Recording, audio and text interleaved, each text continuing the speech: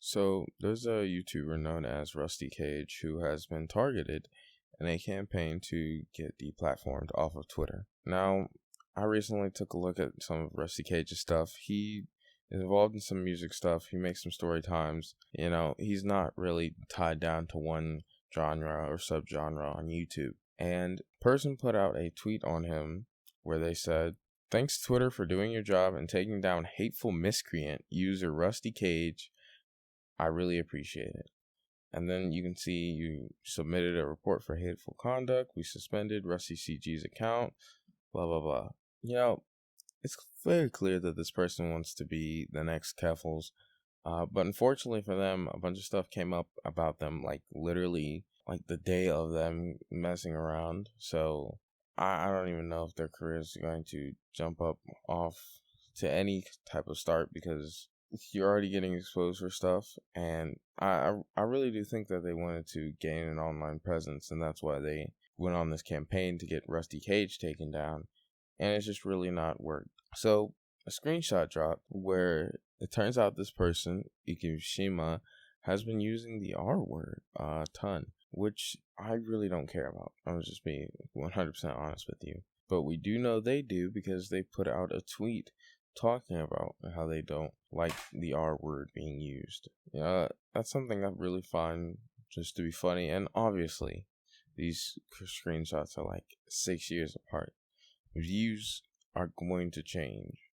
But I haven't seen Ikishima say anything about how I don't agree with using the N-word anymore, and I have in the past. The first part, we already saw, but the second part, not so much. Which kind of draws into question, like, how sincere are you really?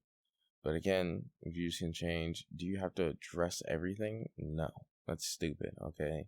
I think having somebody address every little drama is already ridiculous enough. Really, what's the point? But with this, it's just really weird because you're putting yourself out there as this moral paragon, and then behind closed doors, you're just not that. It's just weird to see somebody put on a front like that. Now it gets even weirder because this person has now decided to attempt to monetize the situation. So, if I understand correctly, what you have to do is donate to Ikishima, and they'll explain how they were threatened by Rusty Cage. Now, if it was really important and you were really trying to protect the good of the people, right? You were standing up for the people. You were being the people's champion.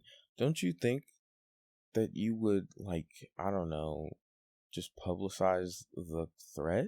Like, that sort of makes me call it into question of whether or not there was actually a threat. Do I know for sure? No, not at all. But I'm definitely side-eyeing it. Why are you trying to make money off of this? Like, if it's that bad of a thing, I don't know. I don't have anything against someone trying to make a quick buck. But there's a difference between making a quick buck and just clear grifting. And I really think that's what's going on here. Speaking of grifting, today I came across this screenshot of Keffals telling someone to off themselves, which is completely contradictory to how she's talked throughout the past couple of months, which isn't surprising. The only reason I haven't made a video about what's been going on over the past week is I'm really just getting sick of talking about her, but I really did think that should be brought up. These people, these deplatformers that just really want people gone, at the end of the day, some people want good to be done and they're like, hey, this person's bad for the platform, let's get them gone. But the majority seem to be bad faith actors that are deciding, hey, this person should be allowed to have an opinion, this person shouldn't. And in this case, Rusty Cage, now I haven't looked in deeply into his opinions and stuff, but from his content, he doesn't seem like a super controversial guy. He doesn't seem like a, really aggressive guy, somebody who's going to go on Twitter rants or something.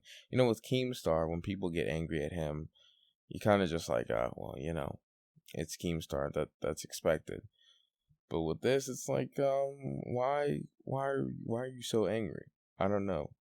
Maybe it's just people creating like a demon for them to fight. Well, we see a lot online with this whole chronically online thing. I like that a lot of people are starting to talk about it more because it really is true. Like, people are just so plugged into the internet mentally, and they can't just step back and be like, huh, this is kind of weird that I'm constantly looking for someone to fight. I'm constantly looking for someone to attack. I'm constantly looking for a problem. And you might think, oh, well, your commentary channel, isn't that kind of what you're doing? I would say to an extent, yeah, but it's not really with an anger behind it. I might get irritated, but I try not to be ever angry because at the end of the day, it's online stuff. And you, the viewer, have stuff that you have to do, and you're going to move on. The sun is going to rise tomorrow.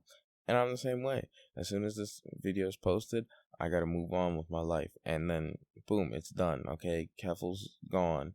Mr. Beard gone. Whoever I'm criticizing, gone. Because that's not really important.